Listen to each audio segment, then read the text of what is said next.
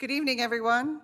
I'd like to call the October 5th, 2022 council meeting to order at 6 p.m. And at this point, we'd like to offer the traditional land acknowledgement for our first meeting of October. Mo Kiksum. We honor all the many First Nations, Métis and Inuit whose footsteps have marked these lands for centuries. We acknowledge that the ancestral and traditional lands on which we gather are land of the Siksika, the Blackfoot Confederacy, and Treaty 7 territory, a traditional meeting ground for many Indigenous peoples, and in particular, our neighbors, the Siksika Nation, on whose traditional territory we work, live, and play, and on whose traditional territory we stand, where Strathmore, Omachikoki, resides. If council's ready, now I'll call for a confirmation of agenda. Councillor Montgomery. So I'll move the agenda with the following amendments, deleting 8.3, the CCAN open house results, and 8.4, the rural renewal stream. And I will add 8.4, which is development permit D22-097, non-statutory public hearing. Thank you very much, Councillor. Seeing no questions, I'll call the question. All in favor? And that is carried. We now move on to, there are no public hearings today, so we'll move on to 4 public comments. There are no registered public comments, but we would ask if there are any members of the public present who wish to comment on any item this evening in this agenda. And if we don't have any online or present, and seeing none, we'd move to delegations. 5.1 is our first one, and Jonathan, you're going to introduce?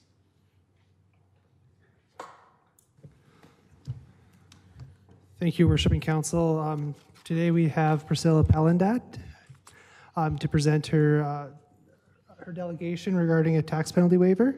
So I'll turn it over to Priscilla now.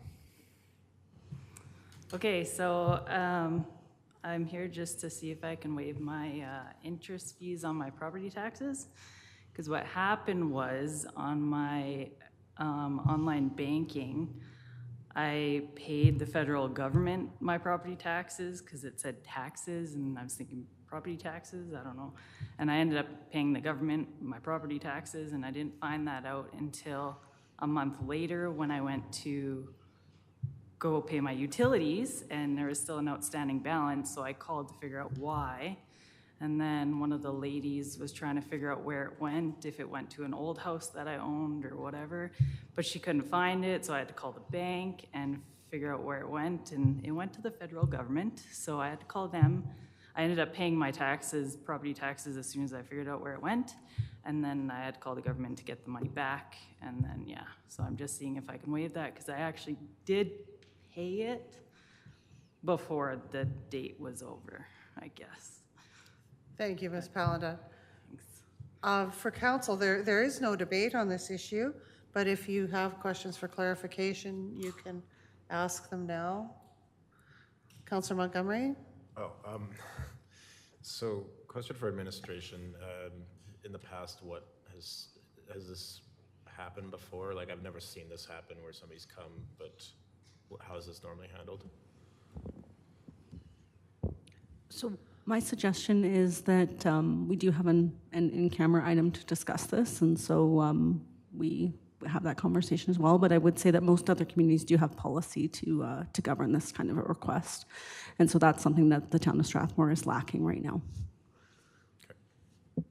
Thank you. I really appreciate your coming before council. I know that this is never easy, and I really appreciate that you've done this, and certainly you understand the next process that council will be undertaking, and thank you very much for coming before us tonight. Thank you.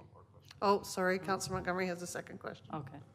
For you or for admin, I just want to know how much is the late fee for paying the taxes late? Is that a private matter, administration? It's a percentage, yeah, of the taxes, yeah. Okay.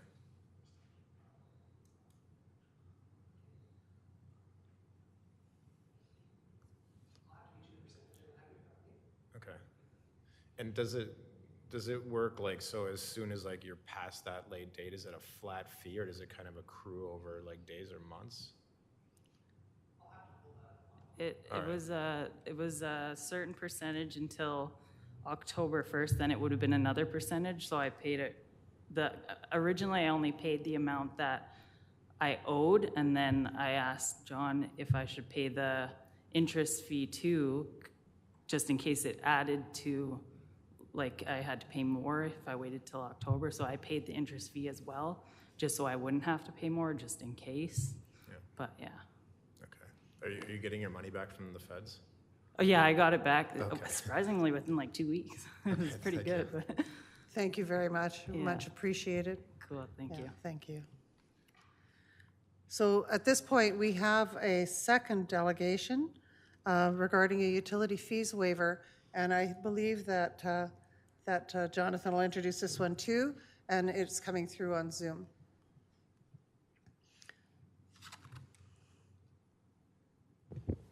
Thank you, Worshiping Council. On Zoom, we have Catherine McKenzie, and she's here to present her delegation for a utility fees waiver. So at this time, I'll turn it over to Catherine. Thank you very much, Jonathan. I am coming before council in order to talk about my utility water bill. It is currently sitting at about $8,000, all from a 2-month water leak. I did receive a call from the town of Strathmore while I was on holiday in Kelowna. They left me a message that said they wanted to speak about my bill. I knew that it was paid up to date, so while I was on holiday, I didn't bother to call back. Nobody had said that the bill was, currently ticking by the $100 by a minute. So when I got back from holiday, I came back. The day I came home from holidays, they had shut my water off. And then I received an $8,000 water bill, much to my surprise, as I did have a neighbor coming to my house to check the house every other day. There were no signs of a water leak, no signs of stagnant water anywhere in the house or in the yard. I'm not looking for the town to excuse the entire bill. I'm happy to pay, even until the phone call came that, hey, there's something wrong with your water bill. My argument may be that, if we're going to let a water bill go up that high, I would think that some investigation from the town before they shut the water off or allowed the bill to get that big maybe would have warranted somebody going by the house to maybe have a look as well. It's just something that, I was kind of shocked, to say the least, when an $8,000 bill popped up in my regular $200 bill. Thank you very much, Ms. McKenzie. Does council have, again, this item is not for debate, but if council has any questions for clarification, they're certainly welcome to do that. So Councillor Montgomery. So if I'm understanding this correctly, the leak it was something like outside, like the hose or something was running the whole time? Yeah, so I have a underground sprinkler system. Apparently it was leaking at the box, but there was, like, even if you look in it, when we looked in it, you could see that there was a water leak, but where did that much water go? It was like thousands of gallons of water, and there was no water in the yard. It's literally right on the side of the house. There's no water damage in my basement. There's no water damage in my neighbor's yard. There was no water in their backyard. So to me, I'm like, I don't know if maybe the meter was wrong. I know that somebody did come out and check it. Yeah, but like, you would have been able to tell the ground would have been squishy, something, if that much water passed through there. Thank you. Question for administration. So this $8,000, that includes probably like wastewater fees, I presume?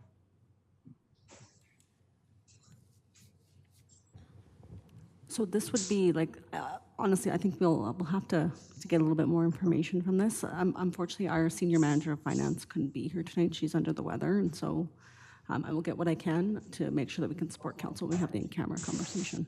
Oh, okay. Thank you, Kara. Okay, thank you very much. Thank you very much, Catherine. I appreciate you coming before council. And Thank you very much. And I know that they will get back to you soon. Okay, that sounds good. Thank you very Yeah, much for thank allowing me to you. present. Okay. So we now move on to the consent agenda, and I'm looking for a motion. Councillor Langmaid. Thank you, Your Worship. I'd like to move that council adopt the recommendations of the following agenda reports by an omnibus motion. 7.1, regular council meeting minutes for September 7th, 2022. 7.2, regular council meeting minutes for September 14th, 2022. 7.3, regular council meeting minutes for September 20th, 2022. Section 8.3, respectful workplace policy number 1301. 10.2.1, WHMSO meeting report. 10.2.2, WHMB signed meeting minutes. 10.2.3, WHMB meeting report. And 11.1, the 15th Annual Hope Bridges Society Artists Among Us Fall Gala. Are there any questions or concerns relevant to this? Councillor Wiley. I'm still getting the hang of this consent agenda, so may I comment on it now? Yes, you can. You have asked questions for clarification. You can also ask to move something off the consent agenda back into the So regular it's agenda. not really a question, I just wanted to give like some positive feedback about what the WDEMSA meeting report. We could do that later on if you're willing. It's really just one sentence. Go ahead, Councillor Wiley.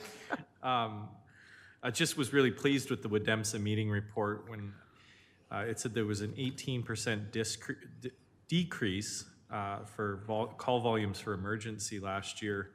I know when we were first elected this term, it was a major issue that 10 calls a day were serving Calgary, and I was just so pleased to see the positive changes. So that was my only comment. Thank you, Councillor Wiley. Any other discussion or any other questions regarding the consent agenda? Seeing none, all in favor? Thank you. That is carried. We move on to Section 8, Business 8.1, change of scope around the Columbarium, and I think Donna is presenting on that. Welcome. Hello. Hello. Good evening, Your Worship and Council. This evening, I'm here to have a request for decision regarding change of scope for the Columbarium.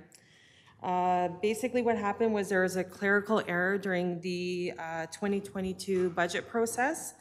There was a title that remained from a past project, but with the correct funds that were requested. In 2019, there was a cemetery master plan that was completed and presented to council.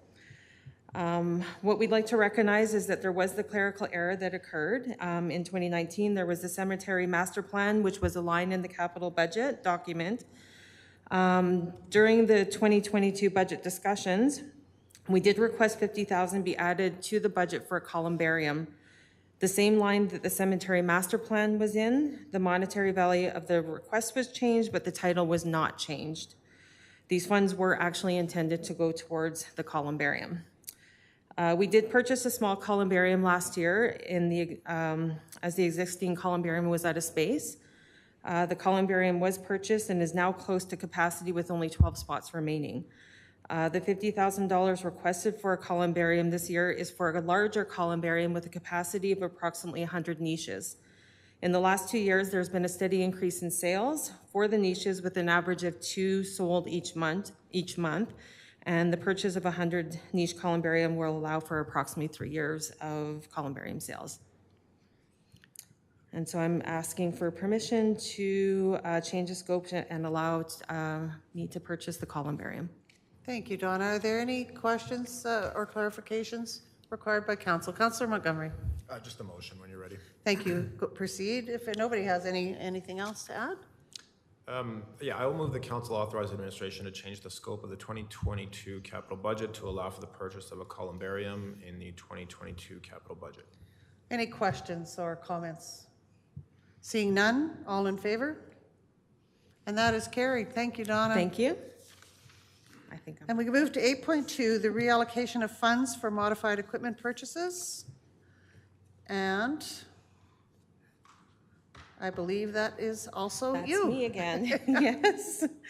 Okay, so with this one, we're requesting, as you said, the reallocation of funds for modified equipment purchases.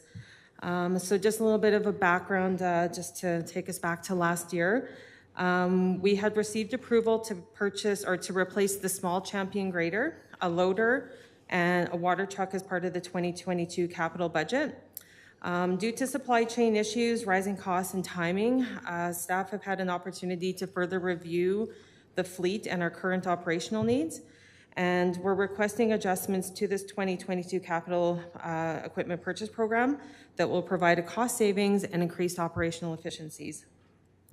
The existing grader that is due to be replaced, as I mentioned, is a Champion grader that only is used in the back alleys. Its sole purpose was for grading, and in the odd time it would go out to, usually it was Strathmore Lakes when it was drifted in, and would help clear snow. We had an approved budget of $300,000 for the replacement. The loader replacement was for the Lowville loader, which we can no longer obtain parts in North America for that Lowville loader. And the water truck replacement was for PK86, and that was at $275,000, and it's used for watering trees and is only used for sanding roads in the winter. It does not have a plow attachment. So what we would like to do is replace the small grader with a compact track loader, which is basically a larger skid steer. It comes with a grader blade attachment, and it also comes with a loader bucket and other snow attachments. The total cost for this loader would be $180,000, and it would be used in all seasons and can work in rough terrain. So it can basically go places like wet, muddy, snowy, loose gravel, and loose sand, and can basically go on rougher terrain and slopes as well. The loader, we would like to actually just replace with a loader, but a larger size loader. So we had originally looked at purchasing a 624 loader. We want to purchase a 644 loader, which is basically more power. It also has more capacity for the snowblower that we currently have, because the loader we have is just enough power for that snowblower. This one will give us a little bit more and make sure that it obviously works well. And we actually do not want to replace the water truck. We currently have Ops 4, which is Dumpy McGrumpy, and that thing is only used for one purpose, which is basically in the winter. And so what we would like to do with this one is buy a water tank and a skid and use that as their water truck. And that was a cost of $50,000. So if we do revise these changes, the purchases are $690,000, and we would have a savings of $185,000, plus have more operational efficiencies. So what I'm asking is if we could basically reallocate those funds towards those purchases. Thank you very much, Donna. Any questions or clarifications required by council? Councillor Wiley. I would make the motion if there's no questions. Thank you. I move that council approve the reallocation of funds from the 2022 capital budget to allow for the purchase of a compact track loader, a large loader, and a new water tank and skid unit to be fitted to an existing truck. Thank you for that motion, Councillor Wiley. Councillor Montgomery. Thank you. I really appreciate that you guys have kind of taken a second look at this and found some, better fits for some of these things. My kids, they always ask, where's Dumpy McGrumpy? So I'll be able to tell them, yeah, Dumpy It'll be used more often. They'll see it out a lot more now. Yeah, that's awesome. Thank Yes. you so much. Thank you, Councillor Montgomery. Anything else from council? I'll call the question. All in favor? And that is carried. Thank you very much, Thank you so Donna. much. Thanks for all your work. Takes us to 8.4, Development Permit D22-097, Non-Statutory Public Hearing. Welcome, Megan. Good evening, Deputy Mayor Peterson and Council. So I'm here to talk about a request for a non-statutory public hearing. Before I get into that, I'll just kind of give a little bit of background. So administration received an application for a townhouse that requires quite a large variance. So the land use bylaw does direct administration to refer variance requests that are over 25% of the regulated minimum to council for a decision. As it's been a number of years since the last development permit was brought to council, we will be taking the time to review the purpose of development permits and the process with council on the 12th, so next week, right? So in the meantime, we are recommending that we're recommending to hold a non-statutory public hearing. Though it's not required by the Municipal Government Act, it is best practice to allow residents the opportunity to speak before council when appropriate. The processes for a non-statutory public hearing in terms of advertising and order of business are the same as if it were a statutory public hearing. So if council motions to hold a non-statutory public hearing, administration will circulate a notice to adjacent landowners to notify them of the variance request and of the opportunity to provide comment or to speak before council on the matter. So to conclude, administration is requesting council make a motion to schedule a non-statutory public hearing for development permit D22-097 on November 2nd, 2022 at 6 p.m. in council chambers. Thank you very much. Thank you very much, Megan. So this is not a debatable item, so we're looking for a motion. Councillor Montgomery. Thank you. I will move that council direct administration to schedule a non-statutory public hearing for development permit D22-097 on November 2nd, 2022 at 6 p.m. in council chambers. Thank you. Thank you very much. That brings us to number 9, to bylaws. Sorry. Oh, we do. We should vote. Yes, all in favor. Thank you, Councillor Montgomery. And that is carried. And we move on to number 9, to bylaws. And sorry, Jonathan, didn't mean to make you gasp. Traffic control bylaw, number 22-06. And Claudette, welcome. Good evening, Mayor, Deputy Mayor and councillors. I'm here again to speak to the changes made to the traffic control bylaw from the previous council committee of the whole meeting. If council has had any additions or amendments they'd like to make, I'd be happy to take any tonight. So at this point, before we can get any amendments on the floor, if we could at least look for a motion for first reading at this point. Councillor Montgomery. Thank you. I will move the council give first reading to bylaw number 22-06, being the traffic control bylaw. Having heard the motion, all in favor? And that is carried. So direction from administration at this point. So we do have a proposed, Councillor Montgomery has let us know that he's bringing forth an amendment to the bylaw. So should we move ahead with second reading? And then once we've made the motion, then Councillor Montgomery would bring forth his amendment. Am I correct in that? Thank you, Worship Council. Yeah, that could work if we get a motion for second reading and then following that, a motion to amend the bylaw. Right. Okay, so I will entertain a motion for second reading if council is so prepared to do that. Councillor Langmaid? Thank you, Worship. I'd like to move that council give second reading to bylaw 22-06 being the traffic control bylaw.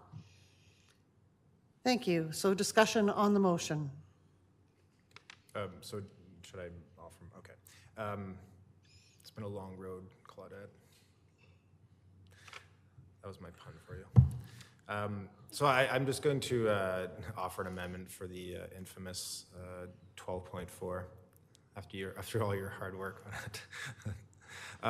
So the motion, or I guess the amendment I will offer, so I will move that we amend 12.4 to state, no person shall ride a scooter, e-scooter, roller skates, inline skates, skateboard, longboard, or other similar vehicle on non-public private property without permission of the landowner.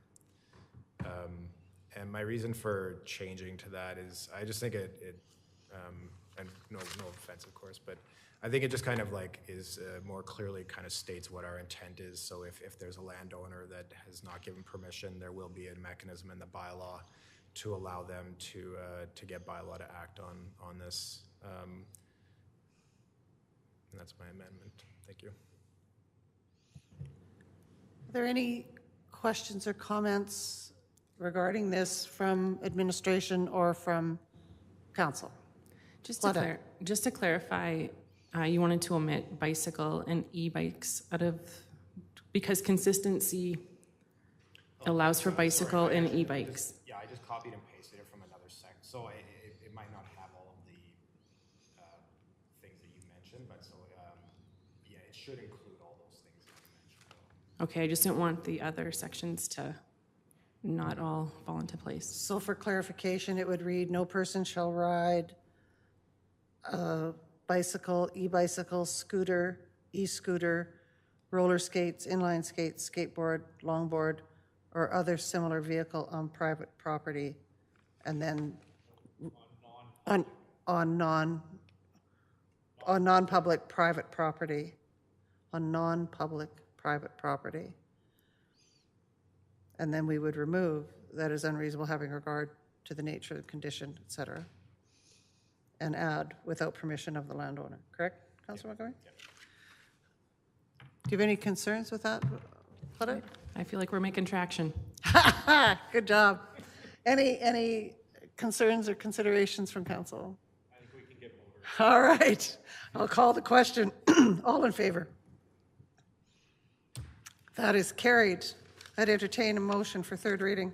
Well, no, sorry, I wait, still have wait, some, wait. I have some questions. Oh, we Mayor. have more questions on, we have to go back to the original motion. That's right. Go ahead, Councilor Wiley. I'm sure I asked this last time. 11.5.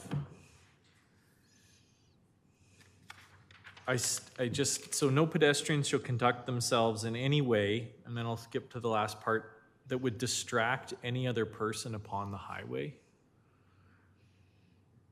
So no pedestrian shall conduct themselves or position their body on a highway in such a manner as to obstruct or hinder vehicular or pedestrian traffic, or as to inconvenience, and then here's the problem, distract any other person upon the highway. So like wouldn't some advertising where you got the teenager out there with the sign waving around, couldn't that be distracting? Or what about peaceful protesting? Wouldn't that also include distracting drivers? It could if we put it in there, but this speaks to only on the highway, not adjacent to or on, aside from the highway. So when it says upon, it specifically means standing on the highway. Correct. Okay. So that'd be an individual going in between vehicles, panhandling, Okay. or wiping your... Perfect. All right, my next one goes back to this. I'm on section 15, idling. I just broke this one on Monday. So here's my story. I pulled up at the school to pick up my daughter from volleyball, but I was transitioning between picking up children, so I was 15 minutes early. And I turned my car off because it was a nice day, but the sun was shining right in my car, and even with the windows down, it began to heat it up to the point I was so uncomfortable. I turned the car back on for a full 7 or 8 minutes. I idled in front of a school for 7 or 8 minutes. I don't understand why this is even in there. So were you like right at the doors where the exhaust I could was go within right 10 into the meters. doors? I was for sure, if I got out and measured it, I'm sure I was 9 meters Is from those Bylaw here? doors. Just kidding. It's not, yeah. So why is this idling rule in there? It's To from not eliminate, it's to eliminate emissions going into the public spaces where you have your healthcare facilities, your medical facilities, your recreational facilities, and educational. I mean, some people are asthmatic. Maybe they react differently. It's pretty common to see this in a bylaw. So you mentioned something about from the front door, but maybe I'm missing something. Does it say from the front door 10 meters from the front door of a designated educational institution? Like, I mean, the school is an awfully big school. Couldn't you just be further down? We could be further down. I'm sure you have like a vehicle powered by gas and not diesel where you have Yeah. that very I in didn't the winter. rev it though. Oh, there. Well, that's good. Good job. We can amend it however you see fit.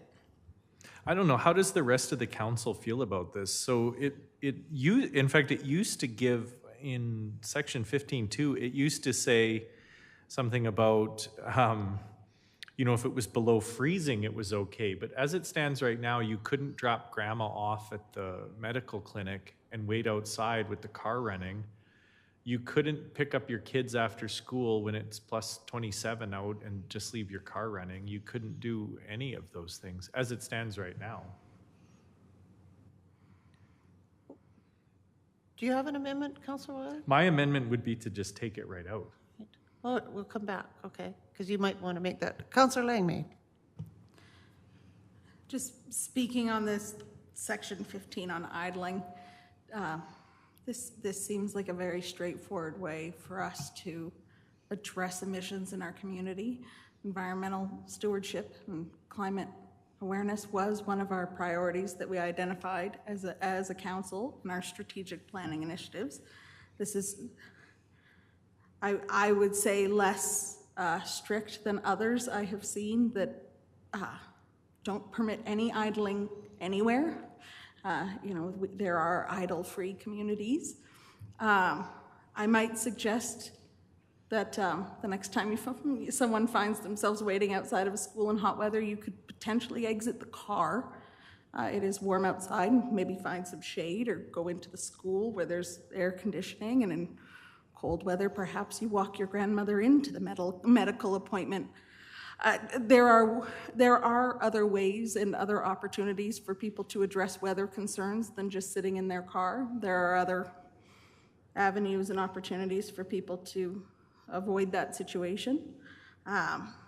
So I would not support the removal of this section. In fact, I think it could be argued that it could be strengthened given our current climate situations and our commitment to environmental stewardship as a community. Thank you. Thank you. Councillor Wiley. So if you've ever gone past an elementary school at the end of the day, there are like 20 cars lined up, regardless if it's minus 20 out. Those cars are sitting there idling, and every last one of them then would be breaking this new bylaw if council's comfortable with moving ahead with this.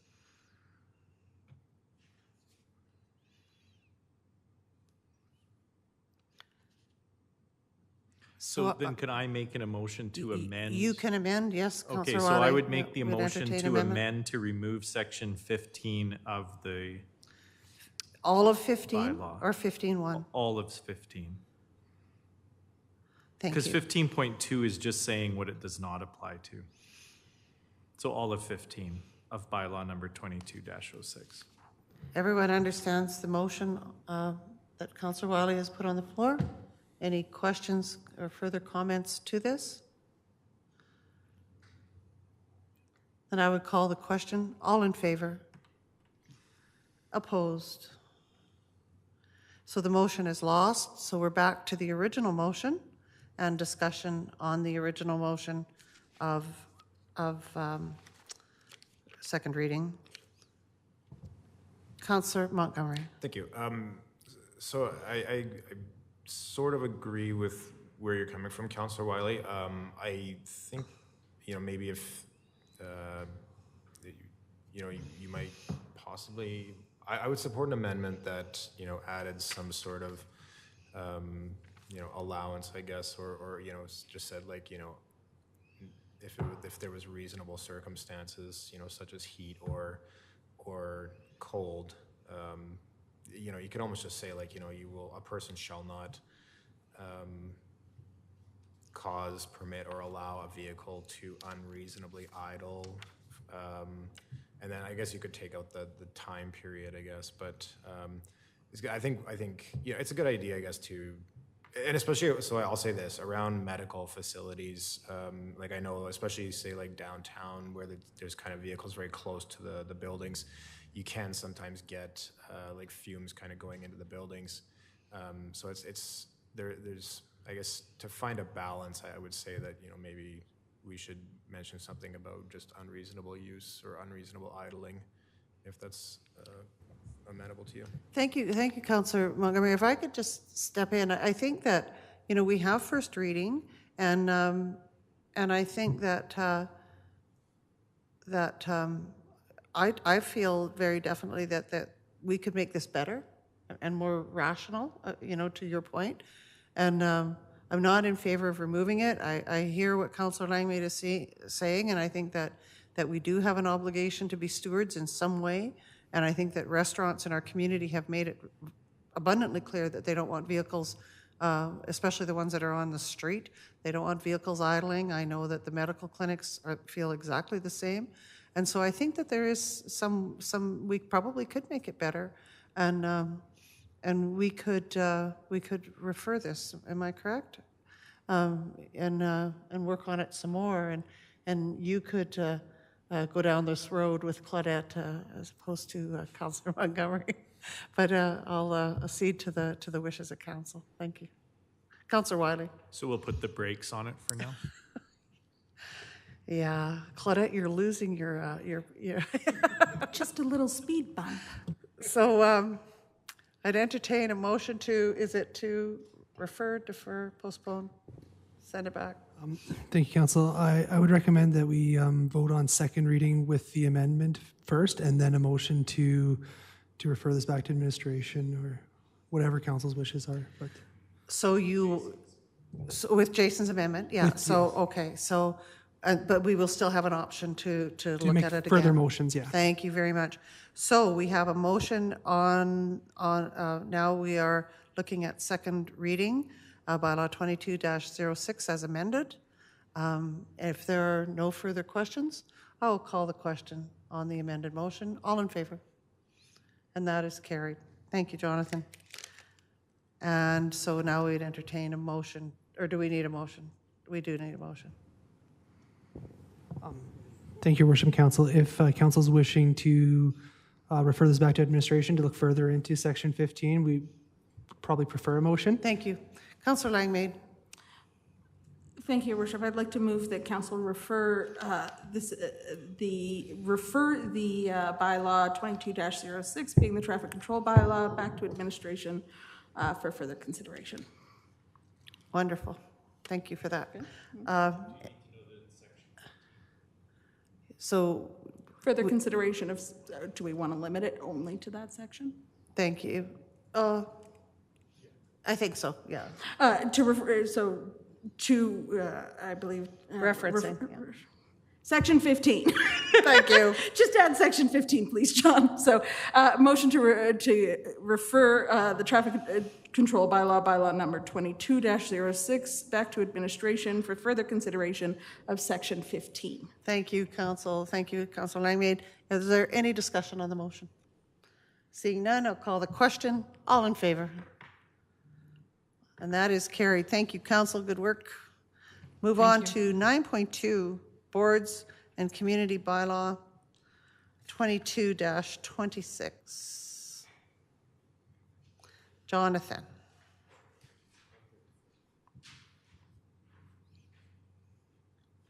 We're just catching up on our pages here.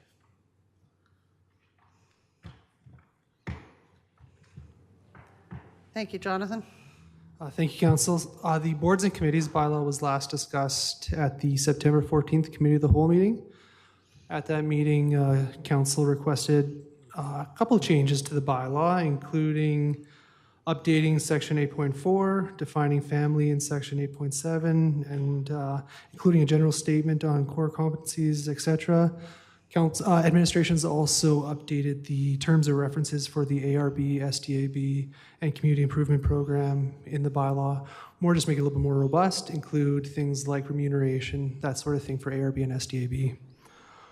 Furthermore, administration will be bringing to council at a future meeting a boards and committees appointment policy, and in there will be a little bit more information on that core competency piece and how we'll conduct those appointments going forward. And again, just to reiterate, this is just a starting point too. There's going to be several amendments likely in the next few months, adding more boards and committees, etc. So if council has any questions, I'd be happy to answer any. Thank you. So are there any questions from council? Councillor Montgomery? Just a motion when you're ready. Thank you. I see no questions, so please go ahead. I will move that council give first reading to bylaw number 22-26, being the boards and committees bylaw. Thank you, Councillor Montgomery. All in favor of the motion? And that is carried. Thank you. And I will move that council give second reading to bylaw number 22-26, being the boards and committees bylaw. Yes, Councillor Wiley. Oh, you're ready to vote. Oh, I thought you had a question. Are there any questions on second reading? Nothing? Seeing none, all in favor? Thank you. I'll move that council give unanimous consent for a third and final reading of bylaw number 22-26, being the boards and committees bylaw. All in favor? And that is unanimously carried. And I will I'll make the motion that council give third and final reading to bylaw number 22-26, being the boards and committees bylaw. And all in favor? Thank you, council. Thank you, Councillor Montgomery. This brings us to question 10.3, question and answer period. Sorry, 10.1, questions between councillors and council statements. Are there any? And we move to 10.3, question and answer period. Councillor Wiley. I just noticed since the Columbarium was on the agenda tonight, I wondered, as we're considering fees, is the Columbarium a money loser or does it make money? Dawn is not here right now, but maybe Mark can. Through the chair, we are looking at all those cemetery fees. I can't speak to the Columbarium ones individually, but we are reviewing all those fees. Yeah, and so is the cemetery as a whole, is it a cost neutral? No, it's not. Okay, and just remind me in the budget process, there's a time when we will look at those fees and things coming up? Yes, that's correct. Okay, thank you. We're going to move to a subscription service. Thank you, Councillor Wiley. Any other questions from council? I just have one. It's for administration and probably for Mr. Pretzloff. I had an inquiry that I through discussion made to the Lions Club about our need for more lifeguards, and the Lions Club, of course, has a vested interest in the pool. They were instrumental in bringing the indoor pool to Strathmore and future previous iterations of swimming pools in the community. And they said that they think that they would be very open to providing cost of training and scholarship funds to some of that, were they to receive a letter from the town outlining what would be most advantageous. So I think that's maybe a really good opportunity, and I only heard today, so I'm sorry, that's why it's not prepared, didn't give you any warning. But if that is something that your department administration would like to consider, the Lions have indicated that that's something that they would be open to hearing. Thank you, Your Worship, and I can't understand why we would not be willing to accept an offer like that from the Lions, who have generously supported not just the pool, but at very elements of the town in here. So I'll be glad to connect with them, and we can discuss how they can support the recruitment and/or the education of new lifeguards at the pool. Thank you very much, Director. Appreciate that. There are no administrative inquiries tonight, and there are no notices of motion. So at this point in time, I would entertain a motion to go in camera. Councillor Langmaid. Thank you very much, Your Worship. I would like to move that council move in camera to discuss items related to Section 17(1) and 24 subsection 1A of the Freedom of Information and Protection of Privacy Act at 6:45 p.m. Thank you very much. Call the question on the motion. All in favor? And that is carried. Thank you very much. We are in camera.